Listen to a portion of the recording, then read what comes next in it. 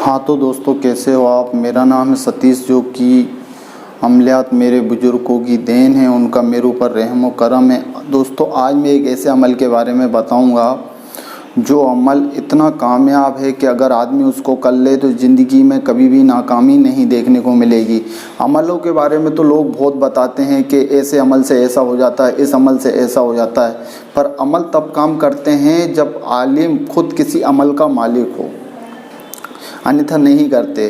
फिर वो करते हैं, कभी कर देते हैं, कभी नहीं करते। पर अगर आपको हमेशा ही करना है तो उस अमल की ख़ास बात ये है कि आप अगर उस अमल के मालिक हो जाओगे तो कभी भी नाकामी नहीं देखनी पड़ेगी। आपको कोई भी काम करना है, उस अमल को करोगे, इसके बाद आप काम करोगे तो कामयाबी ज़रूर मिले। दोस्तों, उस अमल को करने का फ़ायदा ये है कि आप उस अमल से बहुत से काम कर सकते हो। हर दुआ कबूल होती है उस अमल से, और उस अमल को जो भी कर लेगा तो नाकामी कभी नहीं रहेगी। उस अमल की ख़ास बात ये है कि आप उस अमल को जब भी करो, या किसी भी ताबीज़ को लिखना है आपको, या किसी दुआ को पढ़ना है आपको, उस अमल को आप पहले करें, इसके बाद ही कोई अमल करें तो आपको कामयाबी हमेशा ही मिलेगी।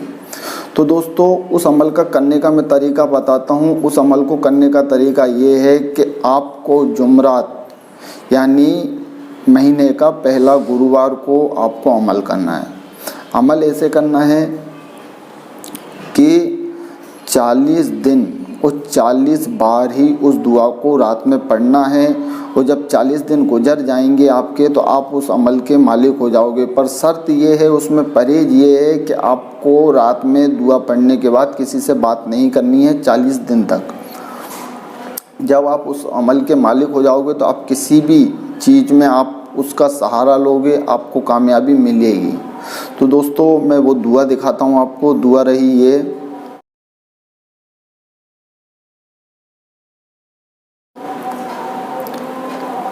और इस दुआ को ही आपको पढ़ना है और इस दुआ के मालिक बनना है आपको। आप दुनिया में इतने कामयाब हो जाओगे कि आप किसी भी काम को करोगे नाकामी कभी नहीं मिलेगी। और कभी भी आप अगर ये काम करते हो या अमलियात से आप जुड़े हुए हो तो इस अमल को करोगे, किसी भी प्रकार की परेशानी पेश नहीं आएगी आपके सामने। तो ये बहुत सी बातें होती है अमल में, छोटी छोटी बातें होती हैं जो कि बहुत पाबंदी करनी पड़ती है। आपको ज़रा सी गलती नुकसान उठा सकते हो। जैसे कि आटे में आपने नमक डाला, आटा इतना होता है और नमक इतना सा होता है, पर अगर नमक थोड़ा सा ही ज़्यादा हो जाए पूरे आटे का मज़ा किरकिरा कर देता है, आपको रोटी अच्छी नहीं लगेगी उसकी। ऐसे ही अमल में है।